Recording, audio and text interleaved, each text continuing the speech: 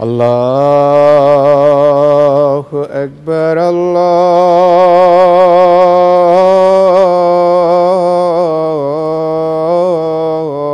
الله أكبر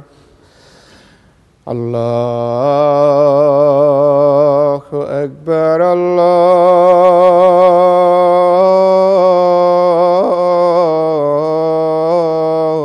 الله أكبر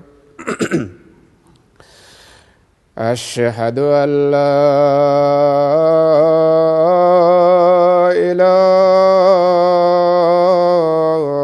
إله إلا الله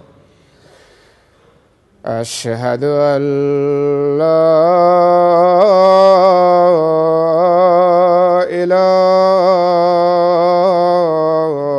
إله إلا الله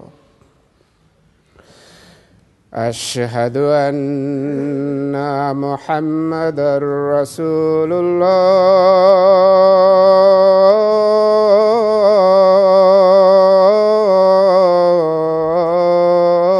الله أشهد أن محمدًا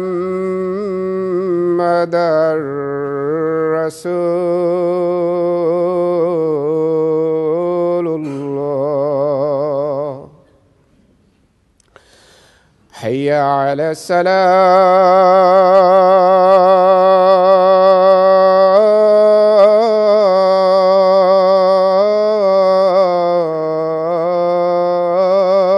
الصلاة حي على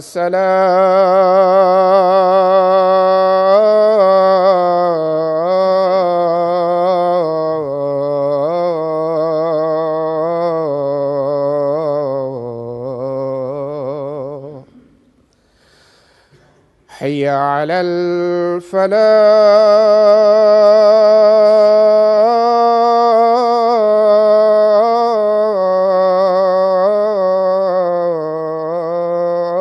الفلاح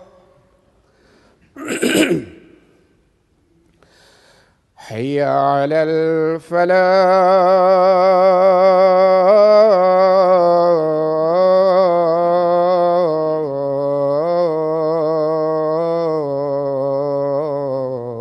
الفلاح الله أكبر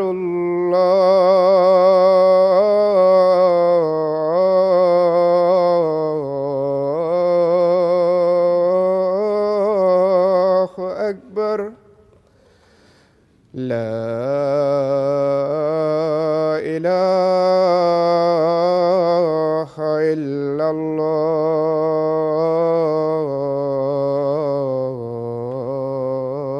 الله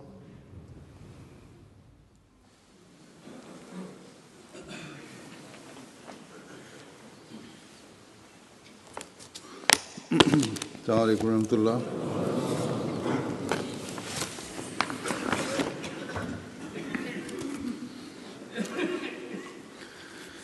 أشهد أن لا إله إلا الله وحده لا شريك له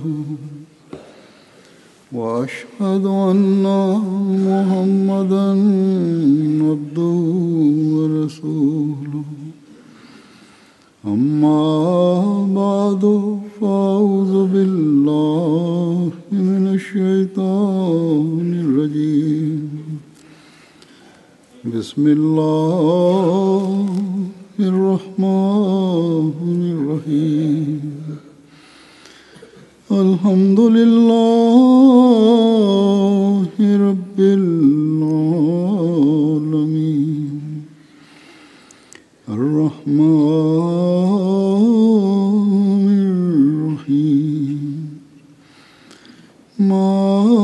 مالك يوم الدين إياك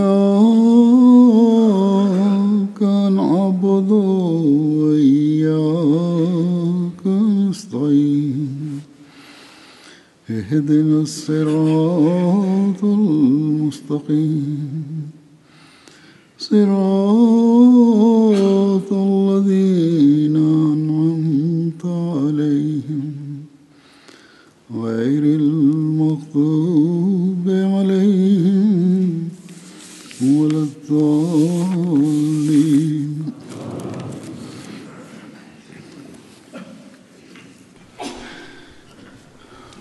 হযরত মসিহ মাউদ আলাইহিসসালাতু ওয়াসসালামের প্রতি তার দাবির পূর্বেও এই ইলহাম হয়েছিল আর জীবনের শেষ দিন পর্যন্ত বেশ কয়েকবার ইলহাম হয় যে ইয়ানসুরুকা রিজালুন নুহি ইলাইহিম মিনাস সামা,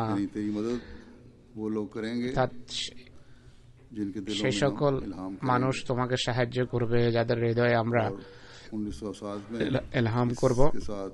1907 সনে এই ইলহামের সাথে এই অংশ নাযিল হয়েছে যে ইয়াতুনা মিন কুল্লি ফাজ্জিন আমিক, তারা সুদূরের পথ পাড়ি দিয়ে তোমার কাছে আসবে। বড় মহিমার সাথে বিভিন্ন রূপে বিভিন্ন ভাবে এই ইলহাম আজ পর্যন্ত পরিপূর্ণতা লাভ করছে। বিভিন্ন অঞ্চল থেকে বিভিন্ন রং বর্ণের মানুষ তার কাছে আসে, অর্থাৎ তার জীবনে তার কাছে এসেছে, আসতে থাকে এবং এরপর তার দ্বারা সূচিত নিজামে খেলাফতের অধীনে খলিফাদের কাছে আসতে থাকে এবং আসছে যারা সাহায্য করছে খলিফাকে। আল্লাহ তাআলা কেবল তাদের হৃদয়কে এদিকে যে আকৃষ্ট করছেন সাহায্যের জন্য তা নয়, বরং সাহায্য এবং সেবা আর মসিহ মাউদের আগমনের উদ্দেশ্যকে বাস্তবায়নের এক ব্যাকুলতা, এক একাগ্রতা এবং উৎকণ্ঠা, আন্তরিকতা তাদের মাঝে সৃষ্টি হয়। আর তারা নিজেদের তনুমন ধন সবকিছু উজাড় করে এই কাজে নিয়োজিত হয় এবং তার সাহায্যকারী হাত হিসেবে কাজ করে। তার খলিফায়ে ওয়াক্তের হাত ও বাহু হয়ে যায় এবং পরম সাহায্যকারী হিসেবে কাজ করে। তাদের অনেকে এমন আছে যারা অনেকেই কোরআনী নির্দেশ তাফাক্কুহ ফিদ্দীন অনুসারে ধর্মীয় জ্ঞান অর্জনের পর স্বজাতিকে সত্য ধর্মের বাণী পৌঁছিয়ে থাকেন, সত্যের প্রচার করেন তাদের মাঝে, আর এই উদ্দেশ্যে তারা নিজেদের জীবন উৎসর্গ করেন। দূর দূরান্তের বিভিন্ন অঞ্চল থেকে, এমন অঞ্চল থেকে তারা এসেছেন যেখানে বিংশ শতাব্দীর ষষ্ঠ এবং সপ্তম দশক পর্যন্ত চিঠি পত্র পৌঁছতে প্রায় ছয় মাস লেগে যেত। এমন অঞ্চলের মানুষের ধর্মের জ্ঞান অর্জনের জন্য জামাতের কেন্দ্রে আসা এবং পুরো আন্তরিকতার সাথে এবং স্বতঃস্ফূর্ততার সাথে ধর্মীয় জ্ঞান অর্জন এবং নিজেদের জীবন ধর্মের উদ্দেশ্যে উৎসর্গ করা, এরপর পুরো বিশ্বস্ততার সাথে এই অঙ্গীকার পালন আর মসিহ মাউদ ইসলামের আগমনের উদ্দেশ্য বাস্তবায়নের জন্য সকল ত্যাগ স্বীকারে প্রস্তুত হওয়া, যেখানে হযরত মসিহ মাউদের সত্যতার সাক্ষ্য দিয়ে থাকে, সেখানে আজ পর্যন্ত এমন মানুষের কুরবানি এবং ত্যাগ এর ধারা অব্যাহত রাখা আহমদিয়া খেলাফতের সত্যতার প্রমাণ। আর এটি কথার সত্যায়ন করে सईद फितरत होते हैं যে এমন মানুষ और इनकी इस নেক প্রকৃতির खसूसियत की वजह নেক से স্বভাবের মানুষ হয়ে থাকে खुदा ताला এবং তাদের এই বিশেষত্বের কারণে की रहमत की नजर उन पर তাদের এই পুণ্যের কারণে আল্লাহর করুণা দৃষ্টি এবং কৃপা দৃষ্টি তাদের উপর পড়ে আর আল্লাহ তাআলা তাদেরকে आसमान আকাশের সমুজ্জ্বল মনোনীত নক্ষত্রে পরিণত করেন। इस वक्त में कैसे এখন আমি জামাতের এমনই একজন खातमे सिलसिला নিষ্ঠাবান और फिदाई ও নিবেদিত প্রাণ मुकर्रम খাদেম आदम साहब का जिक्र জনাব करूंगा আব্দুল ওয়াহাব আদম সাহেবের স্মৃতিচারণ করব, যিনি আফ্রিকার এক দেশ থেকে তখন জামাতের কেন্দ্রে रसूले ধর্মীয় জ্ঞান অর্জন और खिलाफत का এবং খেলাফতের সাহায্যকারী ডান হাত হওয়ার कि मैंने এই অঙ্গীকার নিয়ে আসেন যে अपनी तमाम तरह से আমি আমার সমস্ত সামর্থ্য এবং যোগ্যতা উজাড় করে এই কাজকে उस वक्त आए বাস্তবায়ন করব। जब अभी रब्बा তখন তিনি রাবোয়া আসেন, যখন মাত্র রাবোয়া আবাদ হচ্ছিল। अफ्रीका में राब्ते भी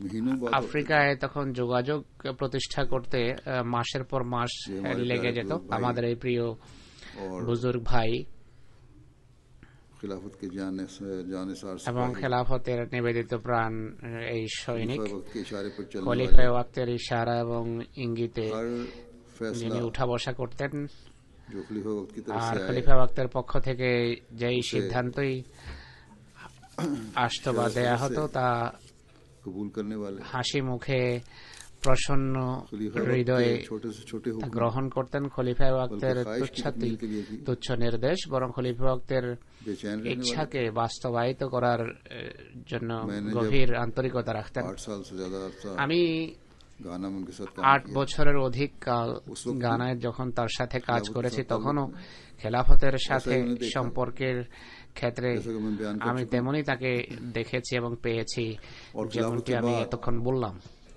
मेरे साथ খেলাফতের আসনে আমার আসীন হওয়ার পর আমার সাথে ইতাআত ও আনুগত্যে और वफा আর নিষ্ঠা ও इस मयार में বিশ্বস্ততার उन्होंने सरे मुंह फर्क नहीं आने दी। এই যে তার বৈশিষ্ট্য, এতে जैसा कि आप जानते বিন্দু हैं মাত্র কোনো ঘাটতি गुज़श्ता दिनों দেখা দেয়নি। আপনারা জানেন वहाब आदम साहब की যে वफात हुई है।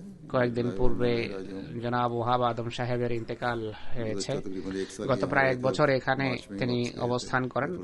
মার্চে বা ফেব্রুয়ারির শেষের দিকে তিনি দেশে ফিরে যান।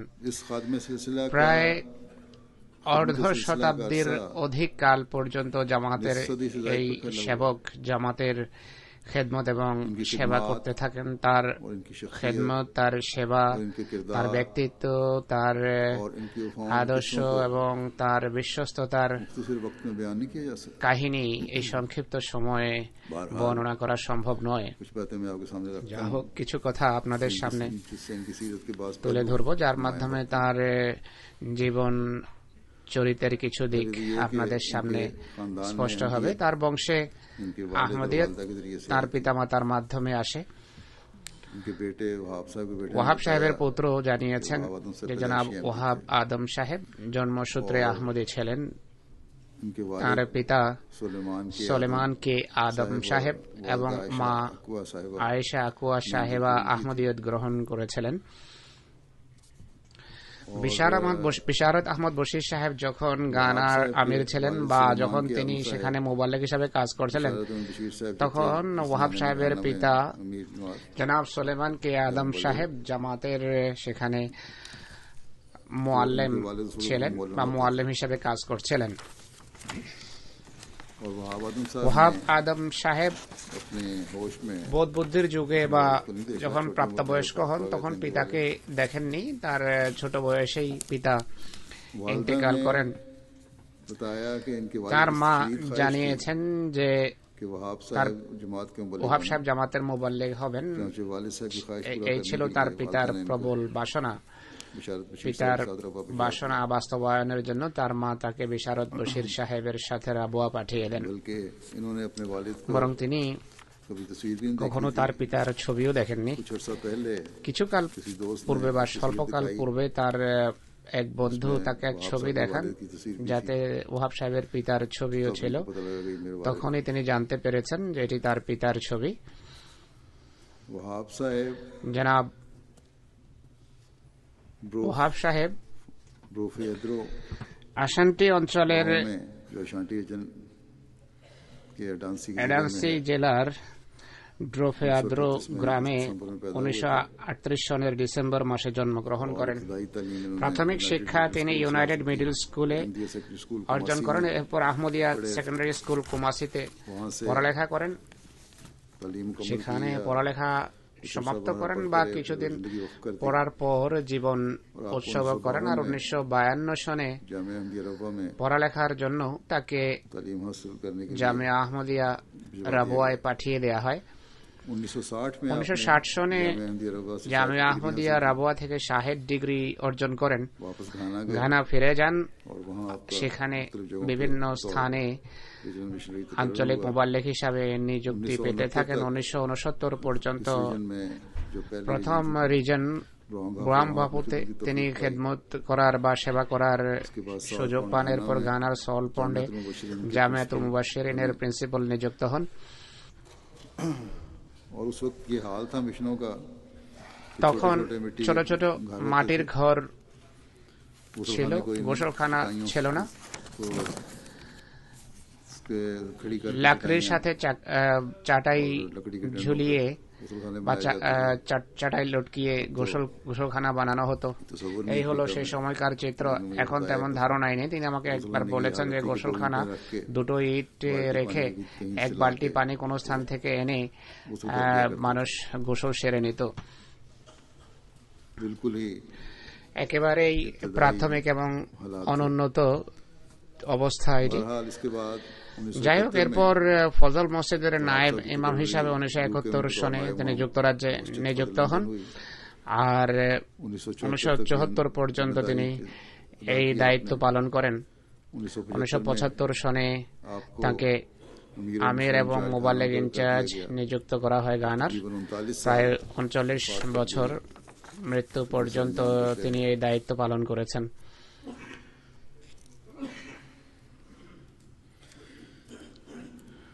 ये इब्तदाई तारीख लिखने वाले बताते हैं প্রাথমিক ইতিহাস যারা লিখেছেন তারা বলেন যে জামাতের সংখ্যা যখন বৃদ্ধি পাওয়া আরম্ভ হয় গানায়, তখন এই প্রস্তাব আসে যে মুআল্লিম প্রশিক্ষণের পরিবর্তে স্থানীয় মুবাল্লিগের সংখ্যা বাড়ানো উচিত। আর এই উদ্দেশ্যে খলিফাতুল মসিহ সানি রাদিয়াল্লাহু আনহু বলেন এখানে কিছু ছেলে এনে তাদের পড়ালেখা করানো উচিত।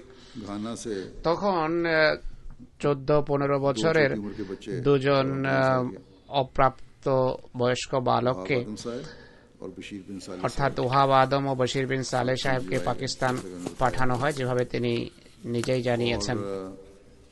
दोनों बड़ी मेहनत और लगन से দুজনেই কঠোর পরিশ্রম এবং অধ্যাবসায়ের সাথে পড়ালেখা শেষ করার চেষ্টা অব্যাহত রাখেন। 1957 সনে স্নেহের বশির বিন সালেহ রাবুয়ায় দাবদাহের কারণে অসুস্থ হয়ে যান। তাকে গানা পাঠানো হয়, কিন্তু এই রোগ প্রাণহারী প্রমাণিত হয়। 16 নভেম্বর 1958 সনে সালেহ সাহেব 19 বছর বয়সে ইন্তেকাল করেন। और फिर वहाब साहब এরপর একা ওহাব সাহেব জামিয়ায় পড়ালেখা অব্যাহত রাখেন। 8 বছর পর্যন্ত এখানেই অবস্থান করেন, শাহেদ ডিগ্রি লাভ করেন और मरकजी আর কেন্দ্রীয় মুবাল্লিগ হিসেবে গানায় বদলি হন। তার সেখানে পৌঁছতে পৌঁছতে জামাতের সংখ্যাও বৃদ্ধি পায়, আহমদের সংখ্যা বৃদ্ধি পায়, जोश और जज्बा भी पैदा উৎসাহ উদ্দীপনা সৃষ্টি হয় মানুষের মাঝে। মানুষ তাদের সন্তানদের জামিয়া আহমদিয়া পাঠানো আরম্ভ করে। এরপর 8-10 জন মুবাল্লিগ এখান থেকে শাহেদ পাশ করে যান। আর এরপর জামাতের উপর বিধিনিষেধ আরোপ হয় পাকিস্তানে। আর এখন সেখানেই আল্লাহ তাআলার ফজলে মুবাল্লিগ প্রস্তুত হচ্ছে, বরং আন্তর্জাতিক মানের জামিয়া প্রতিষ্ঠিত হয়েছে, যেখানে আফ্রিকার বিভিন্ন দেশ থেকে ছেলেরা আসে আর শাহেদ কোর্স তারা পাশ করে সেখানে পড়ালেখার পর।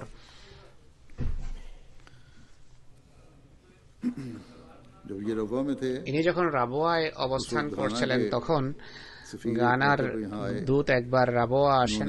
আদম সাহেব তাকে রাবুয়া কিভাবে আবাদ হয়েছে সেই বৃত্তান্ত শোনান যে এটি মরুভূমি ছিল, বিরান ভূমি ছিল, মানুষ ত্যাগ স্বীকার করেছে আর এই পুরো বিবরণ এমন ভাবে তার সামনে তুলে ধরেছেন যে দুধ সাহেব বলেন, কারো যদি আল্লাহর সত্তায় ঈমান না থাকে, আল্লাহর সত্যতায় বিশ্বাস না থাকে, তাহলে রাবওয়া আবাদ হওয়া সংক্রান্ত ঘটনাবলী শুনে সে অবশ্যই আল্লাহর অস্তিত্বে বিশ্বাস করবে। তাবলীগের কোন সুযোগ তিনি হাতছাড়া করতেন না। রাবওয়াতে কিভাবে প্রাথমিক যুগ তিনি কাটিয়েছেন সে সংক্রান্ত নিজের ঘটনা তিনি বর্ণনা করেছেন। তিনি বলেন, সেই যুগে বিদ্যুৎও ছিল না, পানীয় জল ছিল না, দূর থেকে পানি আনতে হতো, কোনো বিল্ডিং ছিল না, হোস্টেলের ছাদ এবং মেঝে উভয়টি ছিল মাটির। বৃষ্টি হলে ছাদ থেকে পানি পড়তো আর মেঝেতে পানি জমে যেত। অনেক সময় হাসি ঠাট্টার ছলে বলতে আমাদের সন্দুক বা সব বাক্স পানিতে ভাসত। তো এই ছিল অবস্থা। এরপর আহমদনগরে বিল্ডিং ক্রয় করা হয়, সেখানে জামিয়া আরম্ভ হয়। বিদেশি ছাত্রদের সমন্বয়ে এক হোস্টেল ছিল। ইংল্যান্ড থেকে এক ব্যক্তি এসেছিল, জার্মানি থেকেও আব্দুস শুকুর গঞ্জি সাহেব এসেছেন, আমেরিকা থেকে এক শ্বেতাঙ্গ এবং এক আফ্রো আমেরিকান আহমদী আসেন, ট্রিনিডাড থেকেও এক ব্যক্তি এসেছিলেন, চীন থেকে জনাব ওসমান চিনি সাহেব আসেন, ইব্রাহিম ওয়ান এবং ইদ্রিস ওয়ান সাহেব ছিলেন। বিভিন্ন বিদেশি ছাত্রের সমন্বয়ে ছিল এই হোস্টেল। সেখানে তারা অবস্থান করেন, যাদের মাঝে দু একজনই মুবাল্লিগ হয়েছেন, অন্যরা ছেড়ে চলে যায় বা কিছুদিন পড়ালেখার পর নিজ নিজ কাজ আরম্ভ করে। ওয়াহাব সাহেব এক ঘটনা এভাবে বর্ণনা করেছেন যে জামিয়া আহমদিয়া রাবওয়ায় তিনি যখন অধ্যয়নরত ছিলেন, এক পর্যায়ে পৌঁছে কিছু বিষয় যেমন যুক্তিবিদ্যা ও ফিকহ উর্দু ভাষায় বুঝতে তার অসুবিধা হতো। পরীক্ষা এসে যায়, দুশ্চিন্তাগ্রস্ত ছিলেন। তার বন্ধু ছিলেন আমরি ওবায়দী সাহেব, যিনি সেই যুগে জামিয়ায় অধ্যয়নরত ছিলেন, তানজানিয়ার মানুষ। পরবর্তীতে তিনি তানজানিয়ার মন্ত্রীও নিযুক্ত হয়েছেন। তিনি পরামর্শ দেন যে মৌলানা গোলাম রসুল সাহেব রাজিকের কাছে গিয়ে দোয়ার অনুরোধ করা হোক। তারা দুজনেই সেখানে যান। হযরত মৌলানা রাজকি সাহেব রাদিয়াল্লাহু আনহু কোনো বই পড়ছিলেন, তাদেরকে দেখে বই এক পাশে রেখে দেন আর জিজ্ঞেস করেন যে ব্যাপার কি। আমরি ওবায়দী সাহেব এবং ওয়াহাব সাহেব উভয়ই নিবেদন করেন যে আমাদের পরীক্ষা হচ্ছে আর আমরা দোয়ার জন্য এসেছি, কেননা খুব কঠিন মনে হচ্ছে। তিনি দোয়ার জন্য হাত উঠান আর তাদের উভয়কে বলেছেন তোমরাও দোয়া আমার সাথে হাত উঠাও। দোয়ার পর হযরত মৌলানা রাজিকি সাহেব বলেন যে আমি দোয়ার সময় দিব্যদর্শনে হযরত মসিহ মাউদ আলাইহিস সালামের পবিত্র হাত তোমাদের উভয়ের মাথায় দেখেছি, উভয়ের মাথার উপর দেখেছি। এর অর্থ আমি যা মনে করি তা হলো আল্লাহ তাআলা হযরত মসিহ মাউদ ইসলামের কল্যাণে তোমাদের সফল করবেন। আর তাই হয়েছে। নিদর্শনমূলক ভাবে পড়া এবং প্রস্তুতি সহজ হয়ে যায়। পরীক্ষার সময় প্রশ্নপত্র খুব সহজ দেখেছি আর ফলাফল যখন প্রকাশ পেয়েছে তখন ওয়াহাব আদম সাহেব নিজ ক্লাসে প্রথম স্থান অধিকার করেন।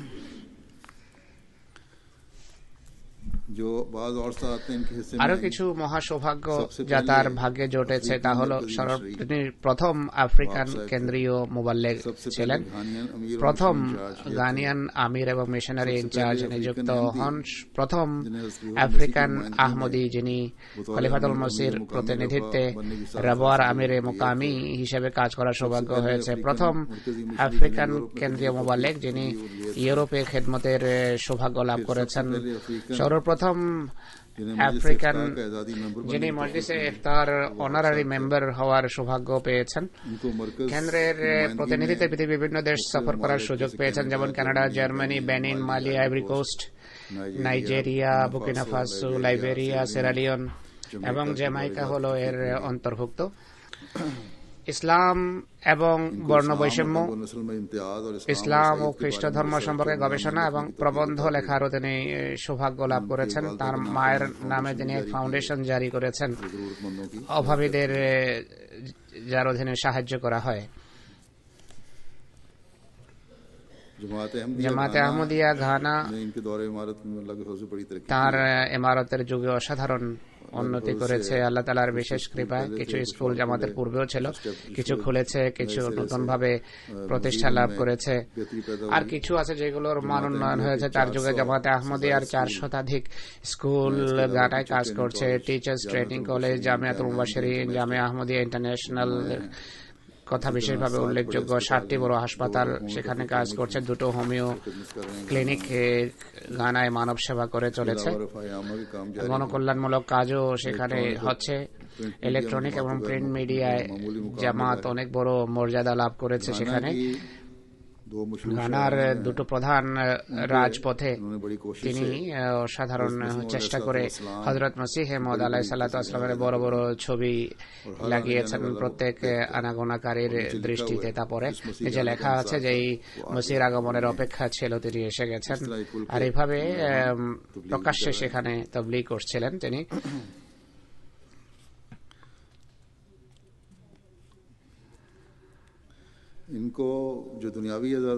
জাগতিক যে সম্মান তিনি পেয়েছেন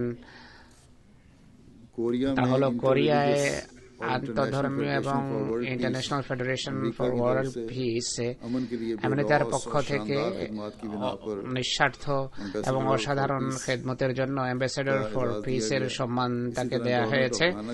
অনুরূপভাবে ঘানা সরকারের পক্ষ থেকে ঘানার আমির সাহেবকে তাদের শিক্ষা বিভাগ, কৃষি, স্বাস্থ্য এবং দেশীয় শান্তি এবং দৃঢ়তার ক্ষেত্রে অবদানের জন্য এক উল্লেখযোগ্য সম্মান companion of the order of the volt তাকে প্রদান করা হয়। 10 নভেম্বর 2007 সনে তার যোগ্যতার স্বীকৃতি স্বরূপ দেশের বড় বিশ্ববিদ্যালয় ইউনিভার্সিটি অফ কেপ কোড তাকে সম্মানজনক পিএইচডি ডিগ্রি প্রদান করে। এই হলো আন্তরিকতার সাথে কৃত ওয়াকফের বরকত। ধর্মের সেবার পাশাপাশি জাগতিক সম্মানও আল্লাহ তাআলা তাকে দিয়েছেন। যদি ওয়াকফ না করতেন, জীবন উৎসর্গ না করতেন, অন্য কোনো কাজ করতেন, হয়তো কেউ জানতো না যে ওহাব সাহেব কে। এরপর আন্তর্জাতিক পর্যায়ে তার বিভিন্ন দায়িত্ব যা তিনি পালন করেছেন তা হল সেন্টার ফর ডেমোক্রেটিক ডেভেলপমেন্ট গানার তিনি সদস্য ছিলেন। গানা ইন্টিগ্রিটি ইনিশিয়েটিভের ভাইস প্রেসিডেন্ট ছিলেন। ন্যাশনাল পিস কাউন্সিলের তিনি সদস্য ছিলেন। এক্ষেত্রে গুরুত্বপূর্ণ ভূমিকা পালন করেছেন। বিভিন্ন রাজনৈতিক দলকে শান্তিপূর্ণভাবে রাজনীতি এবং শাসনের ব্যাপারে অনুপ্রাণিত করেছেন। কাউন্সিল অফ ন্যাশনাল রিলিজিয়ন্স এর কো ফাউন্ডার এবং প্রেসিডেন্ট ছিলেন। বিভিন্ন ধর্মের তাতে প্রতিনিধিত্ব ছিল। ন্যাশনাল রিকনসিলিয়েশন কমিশনের মেম্বার ছিলেন।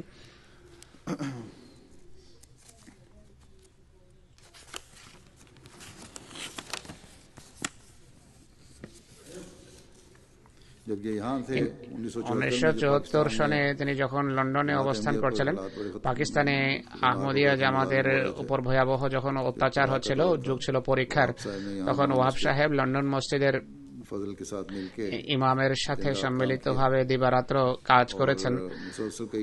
রাতের পর রাত জাগ্রত অবস্থায় কাটিয়েছেন। বিভিন্ন সংবাদ, স্থানীয় প্রেস এবং অন্যান্য প্রচার মাধ্যম পর্যন্ত পৌঁছেছেন। 1973 সনে ওয়াহাব সাহেবকে মুসলিম হেরাল্ডের নায়েব এডিটর নিযুক্ত করা হয়। এই পত্রিকায় 2টো নতুন কলম তিনি আরম্ভ করেন। একটি হল লন্ডন ডায়েরি, যাতে মাসিক কার্যক্রমের রিপোর্ট ছাপা হতো, আর দ্বিতীয় কলম প্রশ্নোত্তর নামে পরিচিত ছিল। বিভিন্ন ব্যক্তির পক্ষ থেকে প্রেরিত প্রশ্নের সব প্রমাণ তাতে উত্তর দেয়া হতো। এছাড়া মরহুম লন্ডন মসজিদের স্টাডি সার্কেলে বিভিন্ন প্রবন্ধ উপস্থাপন করেন। নতুন প্রজন্মের বিভিন্ন প্রশ্নের বা জিজ্ঞাসার তাতে উত্তর থাকত। ঘানার সহকারী রাষ্ট্রপ্রধান কোয়েসি বেকওয়ার্থার বলেন, তিনি আমাদের জাতির মহান নেতা ছিলেন। ঘানা সরকার এই অসাধারণ নেতার মৃত্যুতে তার পরিবার, পরিজন এবং अहमदिया আহমদিয়া মুসলিম हम ने बराबर की জামাতের দুঃখে সহমর্মী। আমাদের অনেকেই মৌলভী ওয়াহাব আদমকে এদেশে শান্তিপূর্ণ পরিবেশ সৃষ্টির জন্য চিরকাল স্মরণ রাখবো। একইভাবে তাঁর এবং আহমদিয়া মুসলিম জামাত, যার তিনি বেশ কয়েক বছর নেতৃত্ব দিয়েছেন, শিক্ষার ক্ষেত্রে তাদের অবদানকে ভুলতে পারবে না। সুপণ্ডিত এবং এই ধর্মীয় নেতাকে আমরা দুঃখ ভারাক্রান্ত হৃদয়ে বিদায় দিতে গিয়ে দোয়া করছি যে শান্তি প্রতিষ্ঠার জন্য তিনি সচেষ্ট ছিলেন তা যেন আমাদের দেশে স্থায়ী রূপ লাভ করে। একইভাবে ঘানার সাবেক প্রেসিডেন্ট জন এজিকুম কফুর সাহেব বলেন, অনেক বড় এক ধর্মীয় এবং জাতীয় নেতা ছিলেন ডক্টর মুস্তফা আহমদ, যিনি মেম্বার অফ পার্লামেন্ট এবং স্বরাষ্ট্রমন্ত্রী। তিনি বলেন, ইন্না লিল্লাহি ওয়া ইন্না ইলাইহি রাজিউন। ইনি মুসলমান। তিনি বলেন, ঘানা তাদের এমন এক সন্তান হারিয়েছে যে ছিল ঘানার অহংকার। শান্তি প্রতিষ্ঠার ক্ষেত্রে যে অবদান তিনি রেখেছেন, যা থেকে জাতি সবসময় লাভবান হতে থাকবে। আর আমরা আমাদের উন্নতি এবং সফলতার সফরে তার অসাধারণ সেবার জন্য তাকে সবসময় স্মরণ রাখবো। আল্লাহ তাআলা তাকে জান্নাতুল ফেরদাউসে স্থান দিন। চার্লস ডি পামার বাকল, যিনি আকরার कैथोलिक आर्च बिशप, और वो कहते हैं, তিনি বলেন যে মানব সেবার এক অক্লান্ত এবং অশ্রান্ত পতাকাবাহী শান্তির বার্তাবাহক হিসাবে আল্লাহর ভালোবাসা মানুষের মাঝে বন্টন করেন। মৌলভী যে অসাধারণ দৃষ্টিভঙ্গির উপর প্রতিষ্ঠিত ছিলেন, যার জন্য যা জীবিত রাখার জন্য তিনি কাজ করেছেন, তাকে চিরঞ্জীব করা হোক। রেভারেন্ড প্রফেসর আমানুয়েল সান্টে, যিনি মেথডিস্ট চার্চের বিশপ প্রেসিডেন্ট, ন্যাশনাল পিস কাউন্সিলের চেয়ারম্যানও, তিনি বলেন, এক শান্তিপ্রিয়, দেশপ্রেমী এবং একতার ভিত রচনাকারী হঠাৎ করে আল্লাহর কাছে চলে গেছেন। ন্যাশনাল পিস কাউন্সিল তার সেই নীতিগুলো সবসময় জীবিত রাখবে যা শান্তি প্রতিষ্ঠার জন্য তিনি অবলম্বন করেছেন। অন্যান্যদের মতামত রয়েছে।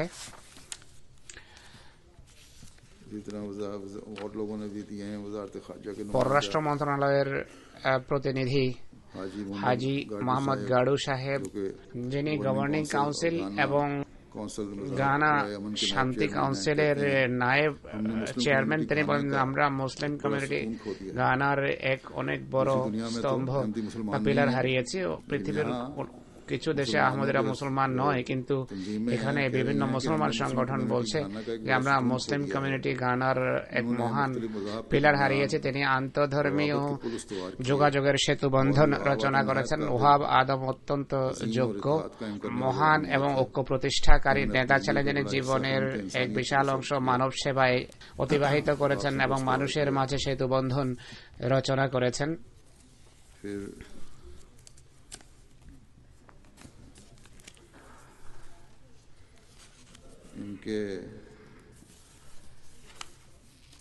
তার পুত্র আহসান ওহাব সাহেব তার জীবনালেখ্য কিছুটা লিখে পাঠিয়েছেন। তিনি বলেন, আমার পিতা আহমদিয়া খেলাফতের প্রতি প্রকৃত বিশ্বস্ত এক মানুষ ছিলেন। সকল বিষয়ে অবশ্যই খলিফা ওয়াক্তের দিক নির্দেশনা নিতেন। প্রায় সময় ছোট ছোট কথাও খলিফা ওয়াক্তের কাছে দিক নির্দেশনার জন্য লিখতেন। দৃষ্টান্ত স্বরূপ, মৃত্যুর এক সপ্তাহ পূর্বে যখন অসুস্থতার কারণে দুর্বলতা ছিল ভয়াবহ, ডাক্তার সাহেব তাকে হাসপাতাল যাওয়ার পরামর্শ দিলে ডাক্তার সাহেবকে তিনি উত্তর দেন যে প্রথমে খলিফা ওয়াক্তের কাছে লিখে অনুমতি নিন, তারপর আমি যাব। কৃতজ্ঞতা প্রকাশের বৈশিষ্ট্য সম্পর্কে তার পুত্র লেখেন, তিনি জীবন যাত্রা সংক্রান্ত ব্যাপক অভিজ্ঞতা রাখতেন। এই প্রেক্ষাপটে যে ঘটনায় শোনাতেন এর আমাদের চরিত্রের উপর বড় গভীর প্রভাব পড়ত। 1990 সনে তার এক ছেলে দেশের বাইরে যায়।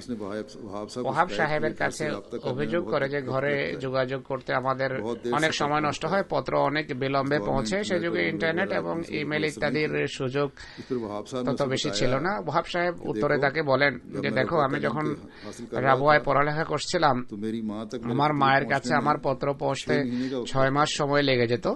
आप लोगों को अल्लाह का शुक्र আল্লাহর প্রতি আপনাদের কৃতজ্ঞ হওয়া উচিত। आजकल से बोलते আজকের যে সুযোগ সুবিধা আছে এই জন্য मेहनत की आदत के बारे में পরিশ্রমের অভ্যাস সম্পর্কে তার ছেলে লেখেন যে অনেক সময় আমরা দেখেছি যে ফজরের নামাজের পর কাজ আরম্ভ করতেন আর নামাজ ও খাদ্য পানীয়ের বিরতি ছাড়া সারাদিন সারা রাত কাজে রত থাকতেন, এমনকি পরবর্তী দিনের ফজরের সময় হয়ে যেত। জীবনের শেষ দিনগুলোতে অসুস্থতার কারণে খুব একটা বসতে পারতেন না।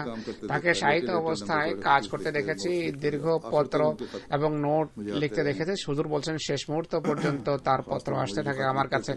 আমাকে যে চিঠি লিখতেন নিজ হাতে লিখতেন সবসময়। আর সুন্দর দিক ছিল তিনি উর্দুতে চিঠি লিখতেন। তার হৃদয়ের প্রসন্নতা, ধৈর্য এবং বড় মনা হওয়া সম্পর্কে ছেলে লেখেন যে অত্যন্ত সুপ্রসন্ন হৃদয় মানুষ ছিলেন। দৃষ্টান্ত স্বরূপ রোগের সময় আমরা জানতাম যে তিনি সুস্থ নন, মৃত্যুর সাথে পাঞ্জা লড়ছেন, কিন্তু তার সত্ত্বেও কখনো নিজ কষ্টের বহিঃপ্রকাশ করেননি। যখন আমরা জিজ্ঞেস করতাম এটি বলতেন যে পূর্বের তুলনায় ভালো, অথচ আমরা দেখছিলাম যে প্রতিনিয়ত তিনি দুর্বল হচ্ছেন।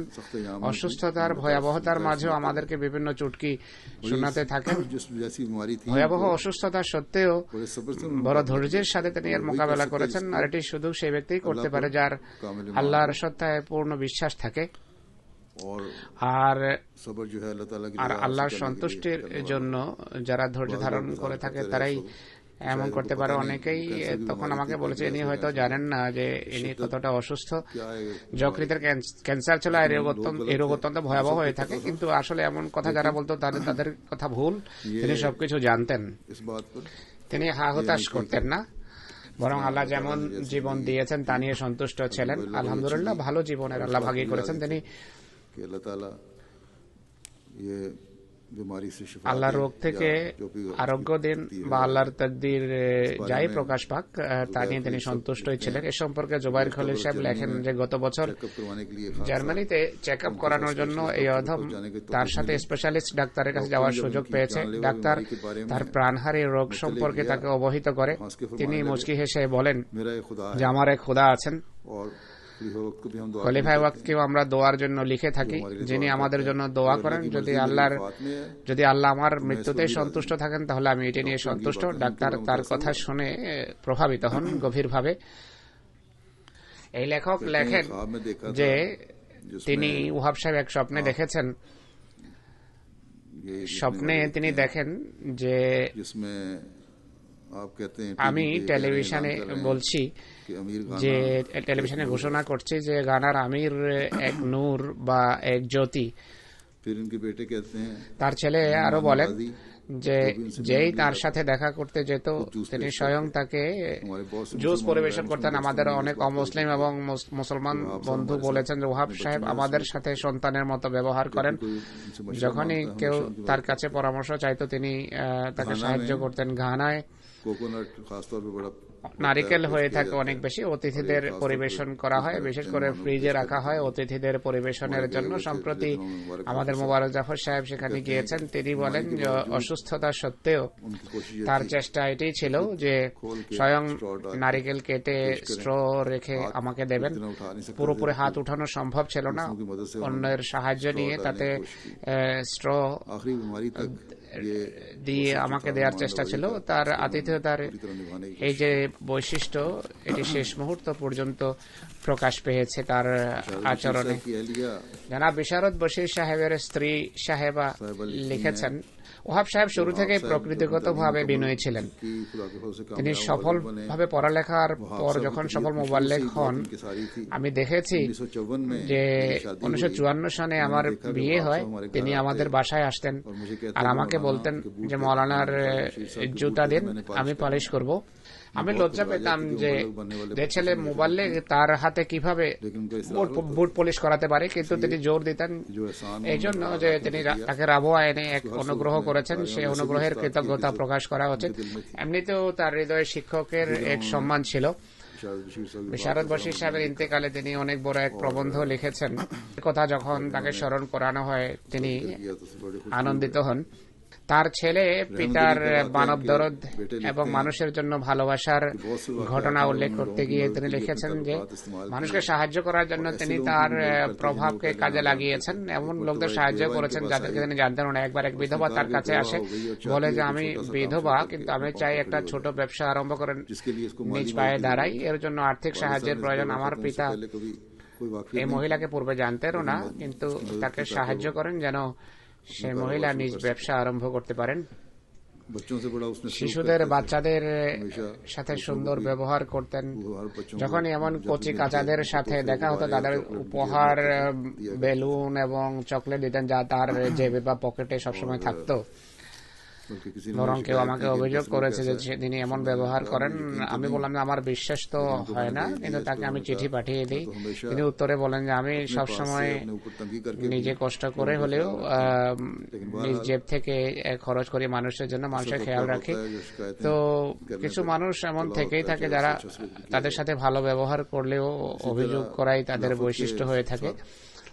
খেলাফতের সাথে সম্পর্ক, সংশ্লিষ্টতা, সম্পৃক্ততা এবং বিশ্বস্ততা সম্পর্কে তার আদর্শ দেখুন। কোনো কাজ জিজ্ঞেস করা ছাড়া করতেন না। ডক্টর তাসির সাহেব লেখেন, ওয়াহাব সাহেবের একটি বৈশিষ্ট্য ছিল, তিনি সবসময় এতাত এবং আনুগত্য করতেন। খেলাফতের রাবিয়ার যুগে, ইনি গানায় ডাক্তার ছিলেন তাসির সাহেব। খলিফা রাবিয়ার যুগে গায়ের আহমদি রেডিওগ্রাফারের পক্ষ থেকে অ্যাক্সেপ্ট লাগানোর প্রস্তাব আসে। এটি বাহ্যত হাসপাতালের জন্য লাভজনক ছিল, উপকারী মনে হচ্ছিল। আমি যখন ওয়াহাব সাহেব জিজ্ঞেস করলাম,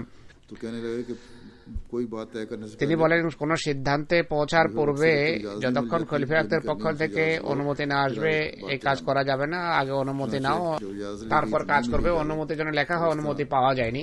এভাবে অনেক ক্ষতিকর দিক এড়ানো সম্ভব হয়েছে। মাহমুদ নাসের সাহেব, যিনি মালির আমির, যিনি পূর্বে বুকিনা ফাসোতে আমির হিসাবে কাজ করেছেন, তিনি বলেন যে ওয়াহাব সাহেব সেই মুবাল্লিগ যিনি আমরা যারা পরে এসেছি তাদের জন্য এক উত্তম আদর্শ রেখে গেছেন। এই অধম তার সাথে বারবার সাক্ষাতের সুযোগ পেয়েছে। এই অধম সাবক তেঙ্গা গ্রামে সেই ঝোপড়ি দেখেছে যেখানে বুকিনা ফাসোতে তিনি অবস্থান করতেন, ওয়াহাব সাহেব অবস্থান করতেন। তার প্রচেষ্টায়, ওয়াহাব সাহেবের প্রচেষ্টায় 1986 সনে জামাতে আহমদিয়া বুকিনা ফাসো রেজিস্ট্রি হয়। 2005 সনে বুকিনা ফাসোর জলসা সালানায় আমি তাকে প্রতিনিধি হিসেবে পাঠিয়েছি। তিনি অনেক পুরনো কথার স্মৃতিচারণ করেন যে কি পরিস্থিতি বুকিনা ফাসোতে তিনি এসেছিলেন, কি পরিস্থিতি রেজিস্ট্রি হয়েছে। বড় কঠিন অবস্থা ছিল, আল্লাহ তাআলার ফজলে সে সমস্যা দূরীভূত হয়েছে। বুকিনা ফাসোর জামাত তার মাধ্যমেই প্রতিষ্ঠিত হয়। তিনি সেখানে যেতেন, আমরাও দেখতাম। খেলাফত জুবলির জলসায় বুকিনা ফাসো থেকে সাইকেল আরোহীদের কাফেলা যখন যাত্রা করে, তিনি বার্তা পাঠান যে তামালতে আমি স্বয়ং এসে তাদের স্বাগত জানাবো। সকল ব্যস্ততা সত্ত্বেও 200-300 মাইল অতিক্রম করে সেখানে যান, সীমান্তে তাদেরকে স্বাগত জানান। হাফেজ মাসুদ সাহেব লেখেন যে আমি কয়েক বছর পূর্বে তাকে একবার বলে যে আফ্রিকায় মানুষের মাঝে গুজব রয়েছে যে আহমদিরা হজ করে না, গায়ের আহমদিরা অনেক গুজব ছড়িয়ে রেখেছে, অপপ্রচার করে রেখেছে, তাই আমাদের মুবাল্লিগদের হজ করা উচিত। এর জন্য এক পরিকল্পনা বা স্কিম আরম্ভ করা হয়। মাসুদ সাহেব বলেন, আমি ওয়াহাব সাহেবকে বললাম আপনি অন্যদের নাম পেশ করছেন হজের জন্য, কিন্তু আপনি নিজে কেন যান না? তিনি তাৎক্ষণিকভাবে উত্তর দেন যে আমার হজ হয়ে গেছে, আমি পূর্বেই হাজি। আমি বললাম যে আপনার কথা বুঝতে পারিনি। আমার জিজ্ঞাসু চোখ দেখে তিনি বলেন যে একবার খলিফা সালেস রাহিমাহুল্লাহর যুগে হজে যাওয়ার ইচ্ছা করি একবার, কিন্তু তখন গানার ধর্মীয় মন্ত্রণালয়ের যিনি মন্ত্রী ছিলেন তিনি ছিলেন মুসলমান, তিনি বিরোধিতা করেন, আমার ভিসা লাগতে দেয়নি। কিছুদিন পর খলিফাতুল মসিহ সালেস রাহিমাহুল্লাহর সাথে তার সাক্ষাৎ হয়। হুজুর তাকে প্রশ্ন করেন যে ভিসা না পাওয়ার কারণ কি। তিনি খলিফা সালেসকে কারণ অবহিত করেন। এরপর হযরত খলিফাতুল মসিহ সালেস কিছুক্ষণ নীরব থাকেন, ইনি দেখতে থাকেন। এরপর বলেন, এখন দিব্য দর্শনে আল্লাহ তাআলা আমাকে দেখিয়েছেন যে তুমি খানা কাবার তাওয়াফ করছো, তোমার সাথে 60 থেকে 70 হাজার মানুষ তাওয়াফ করছে।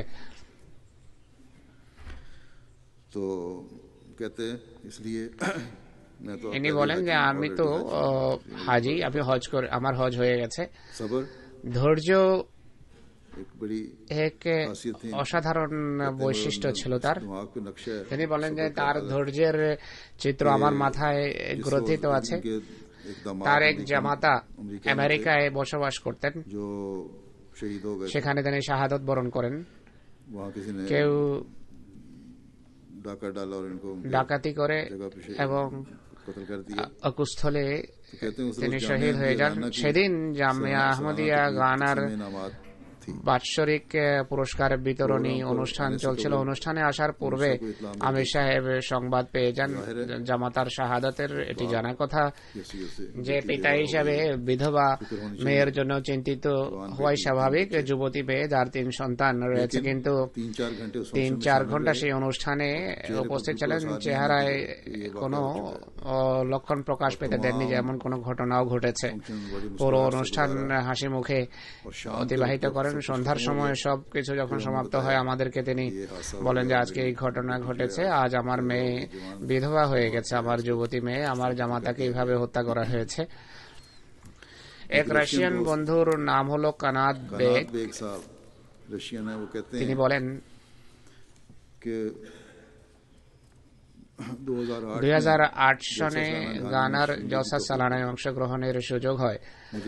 আমির সাহেব গানার পক্ষ থেকে তার বাসস্থানে আমাকে আমন্ত্রণ জানানো হয়। তিনি তার জাতীয় ঐতিহ্যগত পোশাক পরিহিত অবস্থায় আমার সাথে কোলাকুলি করেন, এমন ভাবে কোলাকুলি করেন আমার সাথে যে আমার সফরের 5 দিনের ক্লান্তি সম্পূর্ণভাবে দূর হয়ে যায়। আর এখনো সেই ছবি যখন দেখি তার হাতের উষ্ণতা আমি অনুভব করি। তার এই ব্যবহারও আমার খুব ভালো লেগেছে যে তিনি তার সাথে দেশের প্রেসিডেন্ট চেয়ারে বসেছিলেন। তিনি দেশের প্রেসিডেন্টকে যে সম্মান দেন, যারা কর্তব্যরত ছিল তাদেরকেও একই সম্মান দেন। তারা রোদ থেকে বাঁচানোর জন্য ছাতা নিয়ে দাঁড়িয়েছিলেন। তাদের উভয়কে তিনি পালাক্রমে জিজ্ঞেস করেন, আপনারা ক্লান্ত হননি তো, পিপাসা লাগেনি তো? ধনী দরিদ্র সবার খেয়াল রেখেছেন। ইনি লেখেন যে আমাদের আবাসনের ব্যবস্থা ছিল গেস্ট হাউস বা অতিথিশালায়। মসজিদে বা নামাজের এই জায়গায় জায়নামাজ ছিল না, লাইন বা সারি লাইন লাগানো ছিল। পিছনে ঘুরে দেখেন যে সারি সোজা আছে কিনা। তখন দেখতে পান যে রাশিয়ান মেহমান ছিলেন, তার পায়ের নিচে জায়নামাজ নেই। তিনি ভাবলেন যে ইনি হয়তো মেঝেতে সঠিকভাবে নামাজ পড়তে পারবে না। ওয়াহাব সাহেব তার জায়নামাজ উঠিয়ে তাকে দিয়ে দেন। পরবর্তী দিন থেকে তিনি প্রতিদিন 2টো জায়নামাজ নিয়ে আসতেন, রীতিমতো নামাজের মুসল্লা নিয়ে আসতেন। মাজেদ সাহেব বলেন খেলাফতের সাথে তার যে সম্পর্ক এবং সংশ্লিষ্টতা ছিল, যেভাবে তিনি আনুগত্য করতেন, তাও দুর্লভ আদর্শ। গত বছর দুপুরে একদিন দুপুরে অফিসে আসেন, সবাই খাবার খাচ্ছিল। তিনি বলেন যে গানা ফোন করব। আমি বললাম যে আমির সাহেব আগে খাবার খেয়ে নেন, এরপর ফোন করা যাবে। তিনি বলেন যে না, খলিফা ওয়াক্তের নির্দেশ যা এখন আমার হস্তগত হয়েছে এখনই পৌঁছাতে হবে, যেন কাজ আরম্ভ হয়ে যায়। খাবার তো পরেও খাওয়া যাবে। তিনি ফোন করেন, আমার যে বাণী ছিল বা বার্তা ছিল তা পৌঁছিয়ে দেন। তাৎক্ষণিকভাবে কাজ করে রিপোর্ট দেওয়ার নির্দেশ দেন। তার বিনয়ের দৃষ্টান্ত দেখুন। আমাদের অফিসে আসতেন, বসতেন। মাজেদ সাহেবকে দেখতেই এই জন্য দাঁড়িয়ে যেতেন যে আপনি আমাদের কর্মকর্তা, আপনার সম্মান আমাদের জন্য আবশ্যক। একবার দপ্তরে বা অফিসে তারা খাবার খাচ্ছিলেন, খাবারের লবণ বেশি ছিল। মাজেদ সাহেব ব্লাড প্রেশারের কারণে হয়তো খেতে পারছিলেন না। ওয়াহাব সাহেব নীরবে উঠে যান, গেস্ট হাউসে যান, তার যে খাবার ছিল তা অফিসে নিয়ে আসেন এবং বলেন যে আমি চেক করেছি, এতে লবণ কম আছে, আপনি খেয়ে নিন। তো এরা সেই সকল মানুষ যারা কোরআনী নির্দেশ অনুসারে অন্যদেরকে নিজের উপর প্রাধান্য দিয়ে থাকে। কুরাইশি দাউদ সাহেবও লিখেছেন, যিনি গানায় কিছুদিন কাজ করেছেন। আঞ্চলিক মোবাল্লেগ হওয়ার পাশাপাশি উর্দু চিঠিপত্রের ক্ষেত্রেও তার সাথে কাজ করার সুযোগ হয়েছে। সবার সাথে বড় স্নেহের ব্যবহার করতেন, স্নেহের আচরণ ছিল তার। একবার তিনি বলেন যে একবার আমি পাকিস্তান গিয়েছিলাম, ছুটির পর ফিরে আসি, কোনো বন্ধুকে বলেছি যে রাতের 11টায় আমার ফ্লাইট পৌঁছবে, আমাকে নিতে এসো। তিনি বলেন জাহাজ থেকে নেমে যখন বাইরে আসলাম, আমার আশ্চর্যের কোনো সীমা ছিল না যখন দেখলাম যে সে মাঝরাতে আব্দুল ওয়াহাব বিন আদম দরজায় দাঁড়িয়েছিলেন, যেখান থেকে বিমান থেকে নেমে মানুষ এয়ারপোর্টে প্রবেশ করে আর ইমিগ্রেশন ইত্যাদি ক্লিয়ার করে দোয়ার সাথে তিনি তাকে বিদায় দেন। খলিফাদের কাছে চিঠি লেখার সময় খলিফার মর্যাদা দৃষ্টিতে রাখার বিষয়টি যেভাবে শিখিয়েছেন তা হলো অনেক সময় খলিফাকে চিঠি লেখার সময় রিপোর্টে লিখতে গিয়ে ভুল হয়ে যেত, সংশোধনের জন্য এতে টিপেক্স লাগালে তিনি বলতেন যে না এইভাবে নয়, আবার পুরো পত্র লেখো। এইভাবে খলিফা ওয়াক্তের কাছে পত্র যাওয়া তার মর্যাদা পরিপন্থী।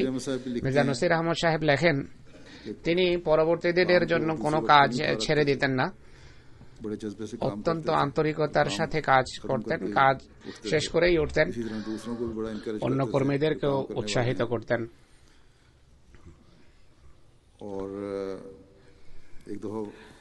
একবার ওয়াতে, যা সেখান থেকে 300-400 কিলোমিটার দূরে অবস্থিত, সেখানে এক অনুষ্ঠান ছিল। মির্জা সাহেবকে সাথে নিয়ে যান। কাঁচা রাস্তা, শুধু কাঁচা নয় বরং ভাঙ্গা রাস্তা, অনেক ঝাঁকুনি লাগে পথে। দীর্ঘ সফর অতিক্রম করে সেখানে যখন পৌঁছেন জানা গেছে যে অনুষ্ঠান মুলতবি হয়ে গেছে।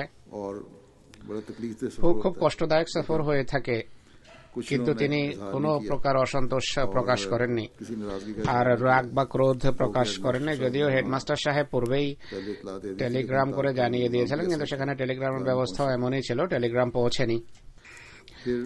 অনেক ওয়াকফি জিন্দেগি আছেন যারা লেখে থাকেন যে সেখানকার পরিস্থিতির কারণে বাচ্চাদের জন্য দুধ ইত্যাদি পাওয়া যায় না বা পাওয়া যেত না, তিনি তাৎক্ষণিকভাবে এর ব্যবস্থা নিতেন। মজিদ বশির সাহেবও লিখেছেন, অন্যান্যরাও লিখেছেন। ডক্টর আব্দুল খালিক সাহেব বলেন যে রাবোয়ায় একবার তার সাথে দেখা হয়, জানাশোনা ছিল না। আমি বললাম যে আমি মৌলানা গোলাম বারী সাইফ সাহেবের ছেলে। তখন পুনরায় দাঁড়িয়ে আমার সাথে কোলাগুলি করেন, বলেন যে আপনি তো আমার শিক্ষকের ছেলে, বড় সম্মানজনক ব্যবহার করেন। রাশিয়ান ডেস্কের খালিদ সাহেব লেখেন আমি যখন তাকে বললাম একবার যে আমি রাশিয়া থেকে এসেছি, তিনি বলেন যে তুমি বড় সৌভাগ্যবান, you are very lucky person. আমি আশ্চর্য হলাম যে এটি কি কেন বলছে, এটি বলার কারণ কি? আপনি এবং রাশিয়া যারা কাজ করছেন তারা বড় সৌভাগ্যবান। তিনি বলেন যে এক নবী হযরত মসিহ ইসলামের ভবিষ্যৎবাণী আছে যে সেখানে ব্যাপক হারে জামাতের বিস্তার ঘটবে, উন্নতি হবে। আপনারা সৌভাগ্যবান যে আপনারা এর অংশ হচ্ছে, এই ক্ষেত্রে আপনাদের অবদান রয়েছে, এদের একটা বিশ্বাস ছিল। আর এই বিশ্বাসের এই বহিঃপ্রকাশ যে সমস্ত মোবাল্লিগের সেখানে পদচারণা ঘটেছে, তারা সৌভাগ্যবান যে তারা ভবিষ্যতে এই ইতিহাসের পাতায় স্থান পাবে। অনুভাবে মালিক মুজাফর সাহেব বলেন তার রাজনৈতিক প্রভাব প্রতিপত্তির এইভাবে ধারণা হয়। একবার আমি আকরা থেকে টেমা যাচ্ছিলাম, পথিমধ্যে ব্যারিয়ার ছিল, সেখানে পত্রিকা বিক্রি করা হচ্ছিল। পত্রিকায় প্রথম পৃষ্ঠায় ওয়াহাব সাহেবের স্পষ্ট ফটো ছিল। আমি স্থানীয় মোবাল্লিগকে জিজ্ঞেস করলাম, তিনি বললেন যে মাত্র কয়েক সপ্তাহ পূর্বে ঘানায় সাধারণ নির্বাচন হয়, বর্তমান সরকারি দল এবং বিরোধী দলের মাঝে নির্বাচনী ফলাফলের ক্ষেত্রে খুব সামান্যই পার্থক্য ছিল, যা সরকার গ্রহণ করার জন্য প্রস্তুত নয়। অনেক বড় অশান্তির আশঙ্কা ছিল। ওয়াহাব সাহেব উভয় পার্টির লোকদের সাথে শান্তিপূর্ণভাবে ক্ষমতা হস্তান্তরের যে চেষ্টা করেছেন, জাতি সেই জন্য সাধুবাদ জানাচ্ছে। শামশাদ সাহেব, যিনি আজকাল আমেরিকায় মোবাল্লিগ, তিনি একসময় ঘানাতেও কাজ করেছেন। তিনি বলেন যে আমার বদলি হয় সেরালিওনে, কিন্তু ঘানার যে শহরে আমি কাজ করতাম সেখানকার মানুষ একটা প্রতিনিধি দল নিয়ে আমির সাহেবের কাছে যায়, ওয়াহাব সাহেবের কাছে, যে শামশাদ সাহেবের এখানেই থাকা উচিত। ওয়াহাব সাহেব উত্তরে বলেন যে দেখো, এক জামাতের প্রেসিডেন্ট চায় যে স্থানীয় জামাতের উন্নতি হোক, আঞ্চলিক চেয়ারম্যান অঞ্চলের উন্নতি স্বপ্ন দেখে, দেশের আমির চায় দেশীয় উন্নতি হোক।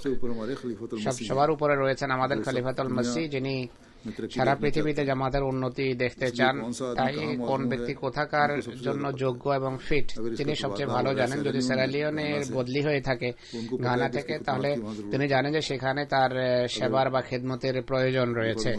খলিফাতুল মসিহকে যদি এটি লেখা হয় যে তাকে এখানে থাকতে দেয়া হোক, তাহলে এটি অসৌজন্য, এটি ভদ্রতা বিবর্জিত কাজ। তিনি তাদেরকে বোঝান এবং বলেন যে আমি তোমাদের আবেগ অনুভূতির প্রতি শ্রদ্ধাশীল, কিন্তু তা সত্ত্বেও খলিফাতুল মসিহর নির্দেশ মানা আমাদের জন্য আবশ্যক।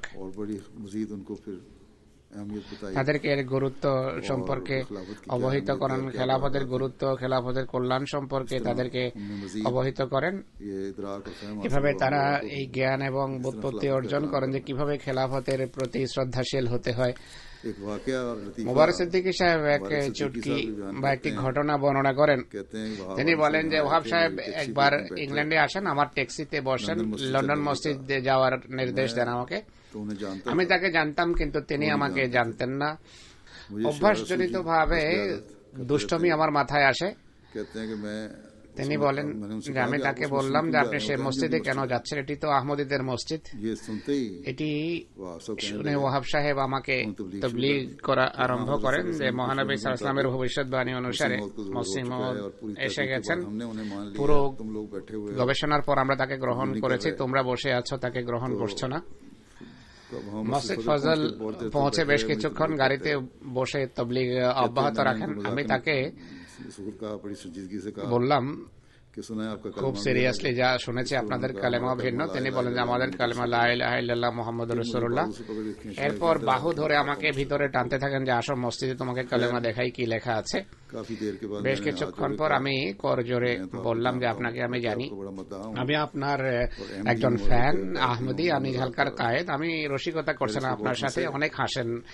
এই কথা শুনে তিনি বলেন যে না, তুমি যদি আমাকে না বলতে আমি তোমাকে উঠিয়ে নিয়ে যেতাম। হুজুর বলছেন সত্যি তিনি তাকে উঠিয়ে নিয়ে যেতেন না বললে। আতাউল মুজিব সাহেব লিখেছেন যে খলিফাতুল মসিহ সালেস রাহমাহুল্লাহর যুগে তিনি আমির মোকামি নিযুক্ত হয়েছেন। আতাউল মুজিব সাহেব লিখেছেন হুজুর বলছেন আমারও মনে আছে, কয়েকদিনের জন্য রাবর বাইরে ইসলামাবাদ গিয়েছেন। ওহাব সাহেবকে তিনি আমির মোকামি নিযুক্ত করেছেন। মৌলানা আবুল আতা সাহেবকে নায়েব আমির নিযুক্ত করেছেন। তার এই কথা স্মরণ করে সবসময় তার চোখে পানি এসে যেত। বরং আমাকেও তিনি গানায় বেশ কয়েকবার এটি বলেছেন। হযরত খলিফাতুল মসিহ সালেস রাহিমাহুল্লাহ আমাকে একটা শিক্ষা দিতে চেয়েছেন, একটা নসিহত করতে চেয়েছেন। খলিফাতুল মসিহ সালেসের নিজস্ব রীতি ছিল নসিহত করার। কোন জায়গা থেকে কিছু কথা পৌঁছে, কিছু গানিয়ান চিঠি লেখে যে যিনি আমাদের গানিয়ান, যিনি মুবাল্লিগ, যিনি যোগ্য, তাকে কেন আমাদের মুবাল্লিগ বা আমির নিযুক্ত করা হয় না, কেন পাকিস্তানি আমির নিযুক্ত করা হয় আমাদের জন্য। তাদেরকে এটি শেখানো হচ্ছিল, তোমরা গানার কথা বলছো, আমি তাকে আমির মোকামে নিযুক্ত করছি। এই কথা বা এটি থেকে আমি অনেক কিছু শিখেছি, ওহাব সাহেব বলেন। এই কারণেই গানার জামাতে খেলাফতের জন্য এক গভীর ভালোবাসা তিনি সৃষ্টি করেছেন, যা তাদের হৃদয়ে মন মস্তিষ্কে গভীরভাবে গেঁথে গেছে। গত বছর তার এখানে অবস্থানকালে ঘানার জামাত সিদ্ধান্ত করেছে যে এবছর আমরা জলসা করব না, আমাদের ব্যবস্থাপনা ঠিক নেই। এতে আমি কিছুটা অসন্তোষ প্রকাশ করি। হুজুর বলেন ওহাব সাহেবকে বললাম যে আপনি এখানে এসে গেছেন, মানুষ আপনারা বর্তমানে এসব কথা ভাবছে, ব্যাপার কি? বেলাল সাহেব বলেন যে তিনি এই কারণে খুবই মনমরা ছিলেন, অথচ তিনি সবসময় হাস্যোৎফুল্ল থাকেন। সেদিন সারাদিন গভীর চিন্তামগ্ন, তাকে দেখা যায় তাদের ফোন করেন এবং ধীমা বা হালকা আওয়াজে কিছু বলতে থাকেন। তিনি বলেন যে এই একমাত্র ঘটনার সময় আমি তাকে চিন্তিত, দুশ্চিন্তাগ্রস্ত দেখেছি। যাই হোক, এই যে উৎকণ্ঠা, এই যে ব্যাকুলতা ছিল তার, এটি খেলাফতের প্রতি ভালোবাসারই প্রমাণ ছিল। এখান থেকে চিকিৎসা নেওয়ার পর যখন ফিরে যান, পুরো আমেলার পক্ষ থেকে পত্র লিখিয়েছেন আমার কাছে যে আমরা ভুল করেছি, জলসা হবে, আর জলসা হয়েছে, আল্লাহ তাআলার ফজলে খুব সফল হয়েছে। আর এটিও লিখেছেন যে এবছরকার জলসা বিগত বছরগুলোর জলসার তুলনায় অনেক সফল হয়েছে এবং সুযোগ সুবিধাও ভালো ছিল। অবশ্যই এটি খেলাফতের আনুগত্যের কারণে হয়েছে। जिस तरह যেভাবে প্রত্যেক সিদ্ধান্তের ক্ষেত্রে তার মন মানসিকতা এটাই ছিল, যেভাবে স্নায়ু স্পন্দন হয় শরীরে, এইভাবে আমি হুজুরের নির্দেশে উঠা বসা করব। ফাহিম ভাটি সাহেব বলেন যে নিঃস্বার্থ এক মানুষ ছিল। একজন আমি গিয়েছি, তিনি অসুস্থ ছিলেন, সিঙ্কে বর্তন বাসন পরিষ্কার করছেন। আমি বললাম যে আমি পরিষ্কার করি। তিনি বলে যে না। একটা ঘটনা শুনিয়েছেন যে হযরত খলিফাতুল মসিহ সালেস রাহিমাহুল্লাহর যুগে একবার ছুটিতে পাকিস্তান যাই। তিনি বলেন যে তোমার কোনো ছুটি নেই, পাকিস্তানের বিভিন্ন গ্রামে গিয়ে কাজ করো। নওয়াব সাহেব বলেন যে গ্রামের অভিজ্ঞতা আমার জন্য অত্যন্ত কল্যাণকর প্রমাণিত হয়েছে। তখন খলিফা ওয়াক্তের বিভিন্ন সিদ্ধান্তের পিছনে যে হিকমত এবং প্রজ্ঞা রয়েছে তা আমি বুঝতে পেরেছি। যারা সারা রাত জেগে কাজ করতো তিনি স্বয়ং তাদেরকে দেখাশোনা করতেন, চা ইত্যাদির চাহিদা পূরণ করতেন। সলিমুল হক সাহেব বলেন একদিন গানার সুপ্রিম কোর্টের কোন সিদ্ধান্ত আসার ছিল গত বছর, যখন তিনি এখানে অবস্থান করছেন। ফজরের পর তার সাথে দেখা হয়। তিনি বলেন আমার টিভি নষ্ট হয়ে গেছে, টিভি কাজ করছে না, ঠিক করে দেন, কেননা খলিফাতুল মসিহকে রিপোর্ট দিতে হবে সিদ্ধান্ত সম্পর্কে। তিনি বলেন যে আমি তাকে বললাম আমি তো জানি না, কিন্তু আমার বাচ্চারা হয়তো ঠিক করতে পারবে। বাচ্চারা তা ঠিক করে, এতে তিনি খুবই আনন্দিত হন। এরপর তাদেরকে চকলেট দেন। তিনি বলেন যে এরা হযরত মসিহ ইসলামের কোচি মুজাহিদ, এরাই জামাতের উজ্জ্বল ভবিষ্যৎ এবং উন্নতির কারণ হবে ইনশাআল্লাহ। এইভাবে তাদেরকে তিনি উৎসাহিত করেন।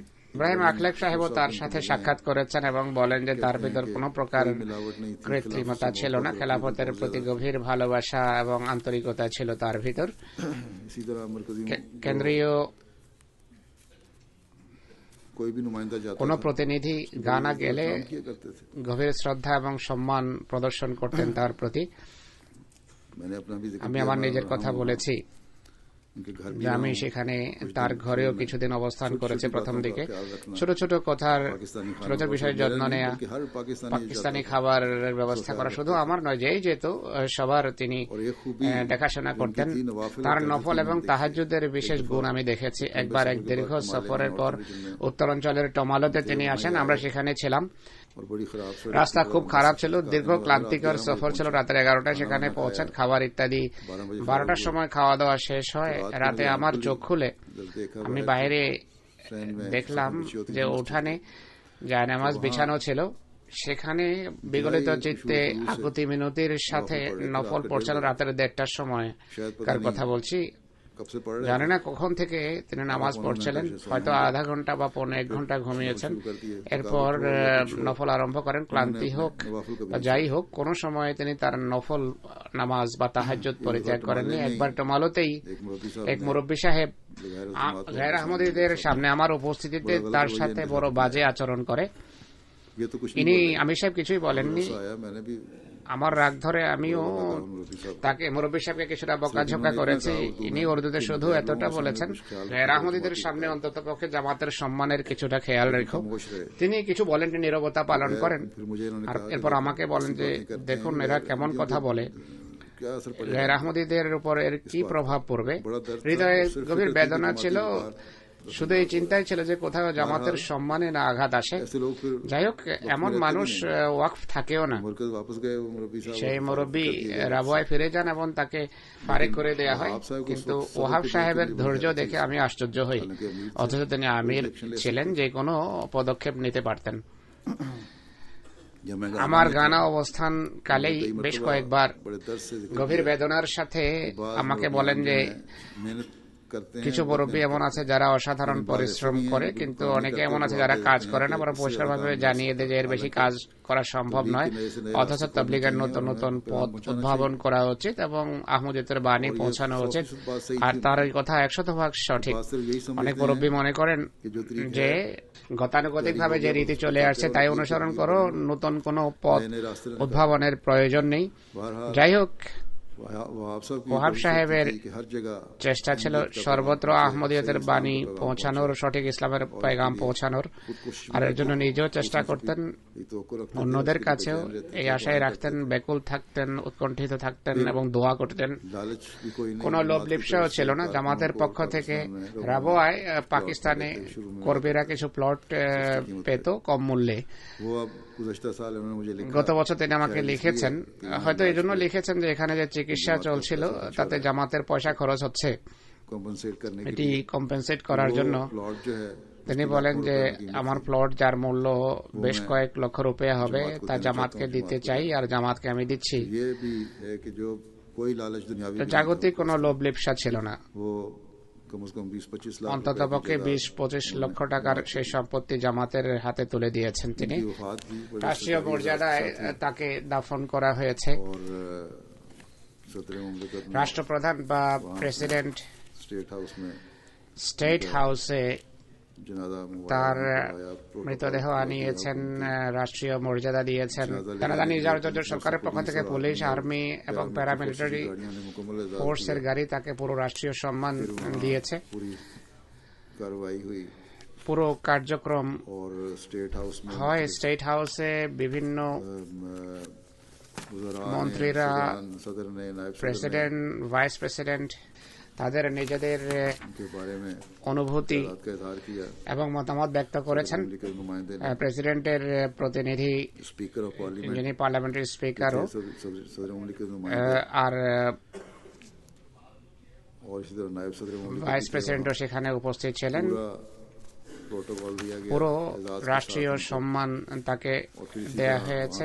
সেখানকার বিভিন্ন ধর্মীয় নেতৃবৃন্দ এসেছে, খ্রিস্টান এবং অন্যান্য ধর্মের প্রতিনিধিরা এসে তারা অনেক কিছু বলেছেন। আমাদের ঘানা জামিয়া আহমদিয়ার প্রিন্সিপাল ফরিদ নবীদ সাহেব জীবন মৃত্যু সম্পর্ক সংক্রান্ত ইসলামী দর্শন তুলে ধরেছেন। কোরআন এবং হাদিসের আলোকে এবং হযরত মসিহ মাউদ আলাইহিস সালামের উদ্ধৃতির আলোকে পুরো রাষ্ট্রীয় সম্মানের সাথে আল্লাহ তাআলার ফজলে তাকে সেখান থেকে নিয়ে যাওয়া হয়েছে, আর মসজিদের মকবরায় তাকে দাফন করা হয়েছে। গানার মসজিদের মকবরায় তাকে কবরস্থ করা হয়েছে। আর প্রচার মাধ্যমে ব্যাপক কভারেজ দেওয়া হয়। গানা টেলিভিশন কভারেজ দিয়েছে, সারা পৃথিবীতে স্ট্রিমিং করে তা দেখানো হয়েছে। তিনি শোক সন্তপ্ত পরিবারের সদস্য হিসাবে স্ত্রী মরিয়ম ওহাব, 4 ছেলে এবং 3 মেয়ে রেখে গেছেন।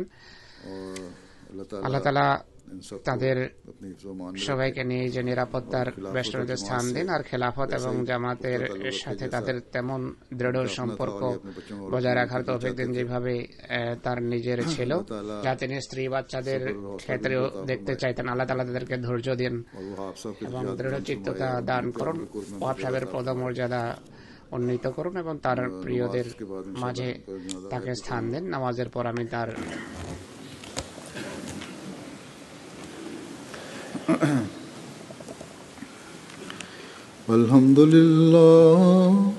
আলহামদুলিল্লাহ নাহমাদুহু ওয়া নাস্তাঈনুহু ওয়া নাস্তাগফিরুহু ওয়া নু'মিনু বিহি ওয়া নাতাওয়াক্কালু আলাইহি ওয়া নাউযু বিল্লাহি মিন শুরুরি আনফুসিনা ওয়া মিন সাইয়্যাতি আ'মালিনা।